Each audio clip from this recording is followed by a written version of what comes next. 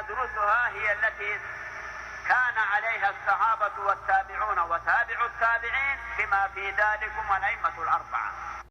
نعم.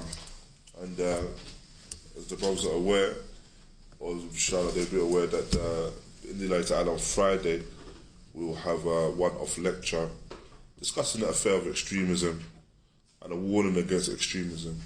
And that's just as a reminder for those, for ourselves and those in the community, and to inshallah should be something where we invite other people as well, where they understand the true call of Islam.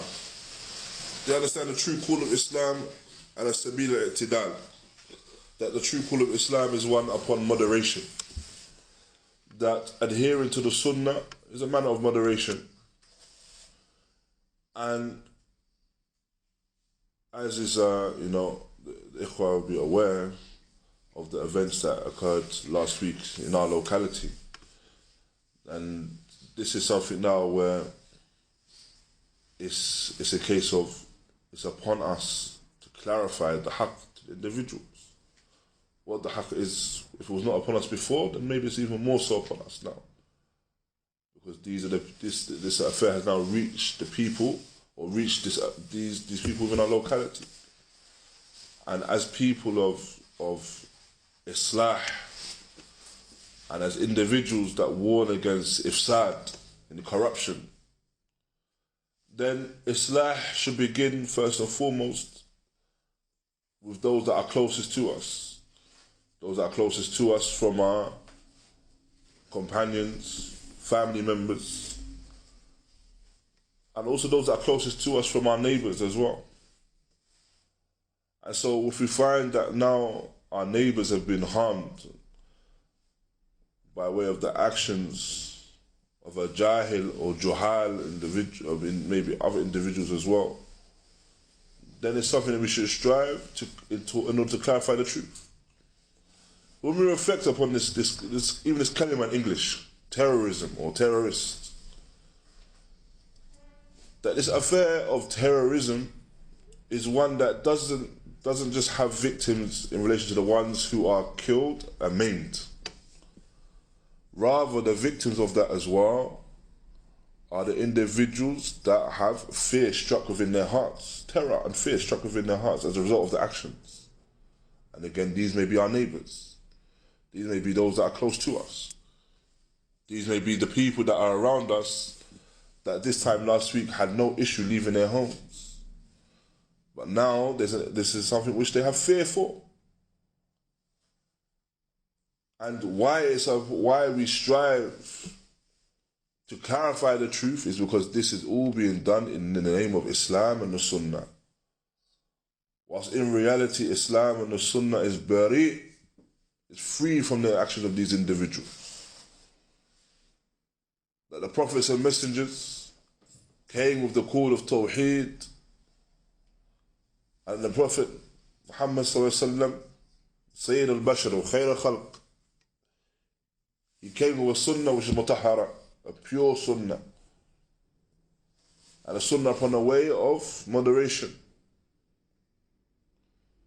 And in reality, the time has come, and not only has the time come, but it's the time has been here for a while, should we say, where it's upon the individuals now to clarify who these individuals are, who these people are. They're not just one lone wolf, one lone sheep. Now, one lone wolf that has an ideology all by himself. Rather, these individuals are from the spawn of an ideology that has lasted over 1,000 years, of the Khawarij. Rather, this ideology was one that began at the time of the Munafiqeen. And this is something that has to be made clear. That it's not about the individuals. Afrad will come and go. Individuals will come and go. There was a time, over 15 years ago, or over 20, come to 20 years ago now, where people would talk about the individual Osama bin Laden, And they would say that Osama bin Laden, once he's found and killed, then this is the end of this affair. But the reality is that you cannot kill an ideology. An ideology has to be resolved by way of ilm and nafi'. An ideology has to be resolved by way of beneficial knowledge. An ideology has to be resolved by way of people knowing where it has come from. And that knowledge has to be maqaddam al-awatif wal-arah. It has to be given precedence over a person's emotions and a person's opinions.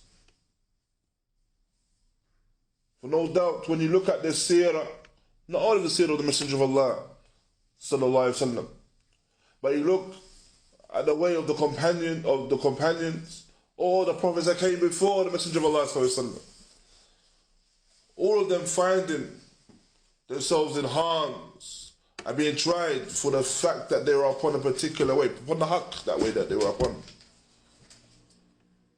However, they did not make the affair the judge, did not make the judge in the affair their desires, nor their opinions, nor their emotions.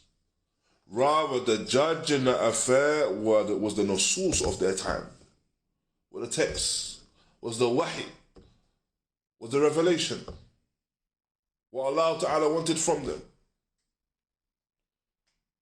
So whilst we find individuals now stating that this is an affair that is from the deen of Allah subhanahu wa ta'ala, we found this when we read the books about the individuals that came before them that were saying the same thing.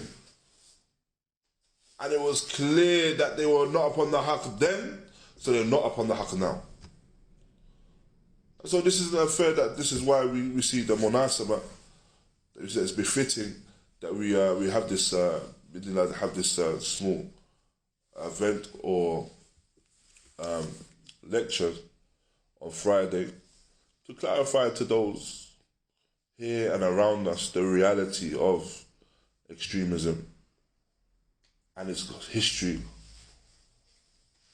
and who they are really. That even though they may look like individuals, may look like us, may pray like us, they are far removed from us and they're not from us. This is something that we have to free ourselves from, as we do free ourselves from all of Ahlul Bid'ah. As we free ourselves from all of Ahlul Bid'ah. And Allah Ta'ala knows best. فَجَزَاكُمُ اللَّهُ خَيْرًا وَبَارَكَ اللَّهُ فِيكُمْ وَصَلَّى اللَّهُ وَبَارِكَ عَلَى نَبِينَ مُحَمَّدٍ وَعَلَى آلِهِ وَصَحْبِهِ وسلم.